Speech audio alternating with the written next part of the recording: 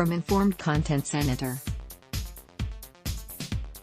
Bernie Sanders' breathtaking Green New Deal, with an advertised price tag of $16.3 trillion, is aimed at nothing less than saving the planet from the worst consequences of global heating. The plan aims to create 20 million new, well-paying jobs.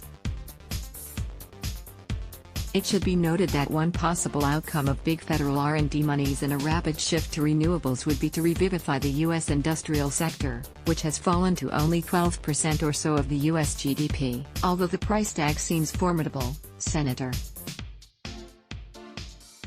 Sanders points out that climate inaction will cost $34 trillion, I would add, at the very least, by 2100. Yuval Rosenberg at the Fiscal Times quotes the response of the centrist Third Way think tank, which appears to represent mainly investment bankers, as criticizing Sanders' plan on a number of points. They lament that he sidelines nuclear energy and carbon capture, and that his goal of getting rid of gasoline vehicles by 2030 is not realistic. If you reason back from these positions, what is being said is that moving quickly off coal, oil and gas is undesirable. Who would say that? Big coal, big oil and big gas, the profits of which are beloved of investment bankers. Likewise, big nuclear. So let me explain why the critique from Third Way is pernicious. First, there is no such thing as affordable, safe, carbon capture. It is a unicorn. Even if CO2 could be captured, storing carbon dioxide gas would be extremely dangerous. When CO2 leaked from under a lake in the Cameroons, it killed thousands of people living on its shores. Second, nuclear energy is useless in our new energy regime. Wind and solar will be the backbone, and they are intermittent. The sun doesn't shine at night, wind often comes during the day. Until we get big battery capacity, which is coming rapidly, you need a baseline source of power that can be easily phased in and out. That is either hydro where it exists, or natural gas. It takes way too long to power down a nuclear plant and then power it back up. It is useless.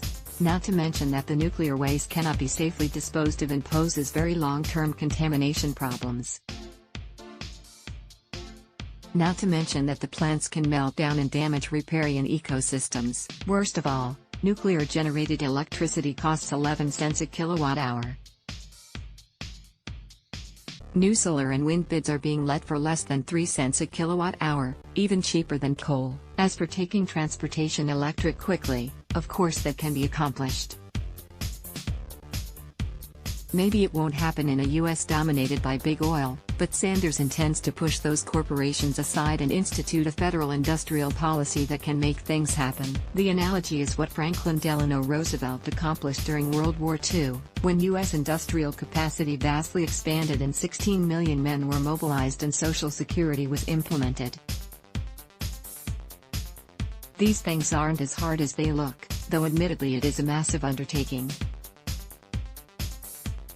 In the US, 17.2 million light vehicles are sold annually, so in 10 years that is 172 million. There are 272 million light vehicles on the road. So I conclude that the market replaces 64% of the vehicle stock every decade, helped by planned obsolescence. Therefore, if you require that all new vehicles be electric, you'd switch out 64% of the gasoline cars in a decade. China already today makes an $8,000 EV, so can Detroit if they're incentivized. Putting in more public transportation and incentives for using it would make many of the other vehicles redundant. Trade and incentives could mothball those that are left. The Obama administration already did a small version of this sort of buyback, taking older polluting gas guzzlers off people's hands for a rebate on a new vehicle. Trump's tax cut on billionaires cost trillions, and over a decade his increase in the war budget will also cost trillions. The US spends more on war than the next 14 countries combined, and is expected to spend $7 trillion on defense over the next decade, even though we have no peer powers. Nobody thought those things impossible or fantastic. Britain spends $45 billion. a year on defense, and it is 1/4 the population of the US, so that is as though the US spent less than $200 billion a year on the Pentagon. We could go down to that and save $1 trillion every 2 years for useful and productive things instead of for bombs to sell the Saudis to drop on Yemeni children.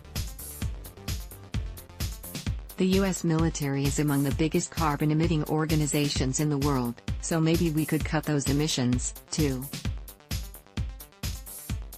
Bernie's plan would be paid for in this way alone in about 32 years. The plan is set to pay for itself over 15 years in these ways, making the fossil fuel industry pay for their pollution, through litigation, fees, and taxes, and eliminating federal fossil fuel subsidies.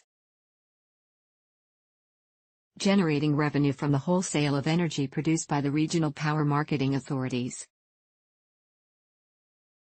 Revenues will be collected from 2023 to 2035, and after 2035 electricity will be virtually free, aside from operations and maintenance costs, scaling back military spending on maintaining global oil dependence, collecting new income tax revenue from the 20 million new jobs created by the plan. Reduce need for federal and state safety net spending due to the creation of millions of good-paying, unionized jobs. Next page 1, 2 Let's block ads. Why?